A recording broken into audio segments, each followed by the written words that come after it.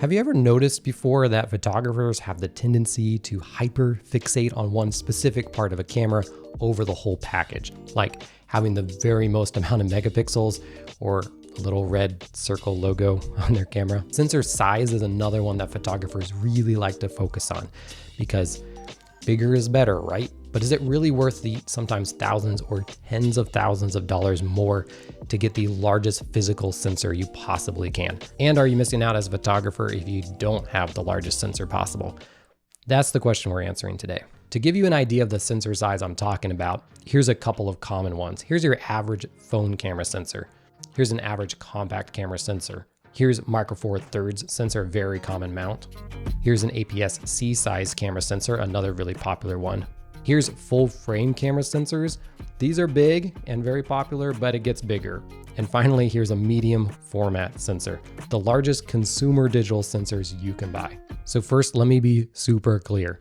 Sensor size does actually matter, or it actually does do something. It's not just one big marketing gimmick. One thing that larger sensors actually do is because they're physically larger, if we were to take the same amount of megapixels, say 20 in a smaller sensor, and then also have the same 20 megapixels in a medium format sensor, those pixels, individual pixels, are physically larger on the larger sensor. Larger pixels technically receive more light. So in theory, your camera would be better at low light performance, which is something that photographers are always chasing till the end of time, probably. However, it's important to note that this is only one of many factors that affects low light performance on your camera.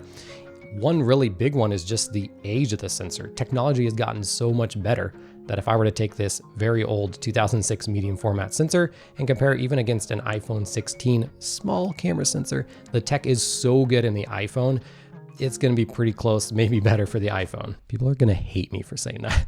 All things else the same generations of camera, a larger sensor with larger pixel pitch, those larger pixels should have better low light performance technically. But what I think more photographers are thinking about when they're drooling over that $10,000, $15,000 medium format camera is out of focus, blurry goodness photos. And this is also not a marketing gimmick, it's physics.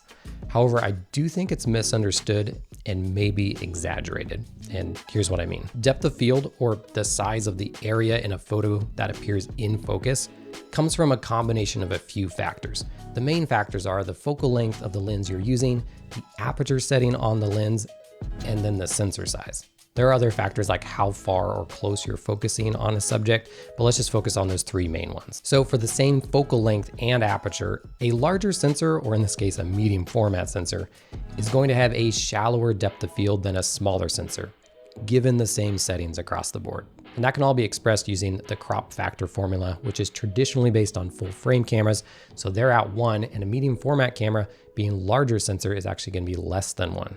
So taking the aperture number and applying that crop factor, we get what the equivalent depth of field would be. The physical aperture is the same size, but the equivalent, how shallow, how narrow that focus is, you can see through this formula. Okay, but you didn't come here for math, so let's just look at what it looks like in practice. This is shooting about the same equivalent focal length of 55 millimeters and the same physical aperture of f2.8 on a full frame sensor and my medium format Hasselblad H3D. So both are shooting at the same physical aperture of f2.8, the widest the Hasselblad lens will go. And here are the results. So given the same field of view and aperture, the Hasselblad or medium format sensor camera does get a nicer, blurrier background. And once again, that's physics. But here's why I think this problem is exaggerated. Because medium format lenses are so large to cover the larger sensor, making really large apertures is very difficult. It's very common for medium format lenses to stop at their widest aperture of f2.8. Although there are some exceptions to that, but they're insanely expensive and quite a bit larger and heavier, and stop at like f2. This really inexpensive and small full frame lens I was shooting on opens up all the way to f1.8, which is over a stop brighter than the Hasselblad's widest aperture. And when we shoot the full frame at f1.8, because it can, and the medium format back at f2.8, well, now here are the results. Now, I don't mean this to be the one silver bullet that says medium format cameras are useless. Why are people buying them? Because I hope it's obvious that this very simple scenario test does not prove that at all. But what I do want to say with this is that I think problem is exaggerated in between all sensor sizes, not just smaller ones in medium format, but micro four thirds, APS-C, etc. Not to mention the fact that you rarely want to shoot at the widest aperture anyway.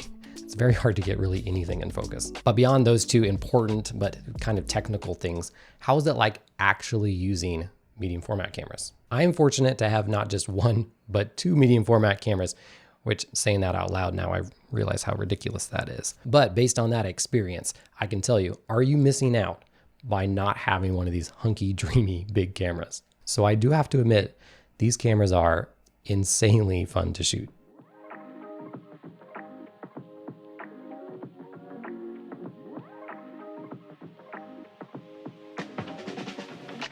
They are large and heavy with a loud mirror slap and beautiful older CCD digital images that actually still hold up in resolution today.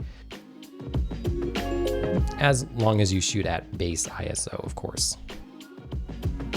And I bring up that point because using certain kinds of cameras inspires me and gets me excited about taking certain kinds of photos. And these cameras have been no different. It's sort of like film in the sense that I have to slow down and be more deliberate with my photos. Particularly in this case, because these older digital medium formats I have are slow and large.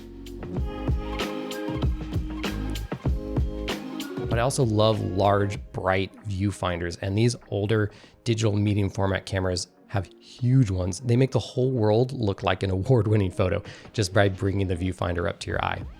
Now, there are newer mirrorless medium format cameras, and they don't have either of those characteristics, but then you get fun advantages like adapting random lenses to them, so I guess that they have that going for them. But all those great things aside, I can say after using these cameras for a while now, with certainty that they are not better cameras than basically whatever you're shooting with. And okay, I might ruffle some feathers with that statement, but I'm not arguing technical stuff here. I'm just going with the final image output. You can take equally impressive, detailed, blurry background photos with cameras that you can pick up for $100. And at the end of the day, when you share these images, even in print format, no one is really going to be able to tell, nor will they care what camera it was shot on. These like blind print tests have been done so many times, and it's just a fact. And I know I'm gonna take heat for saying that, for taking this very simplistic view on the matter. Feel free to defend medium format cameras in the description. They definitely still have their use cases, and hopefully I made that clear that we still have technical advantages of medium format cameras. I'm just trying to save the rest of you some money. These particular vintage medium format DSLRs are super cool, by the way. So I put together a playlist where I dive in deep into each one of them and do some cool things with them. So check that out here. Until next time, as always, happy snapping.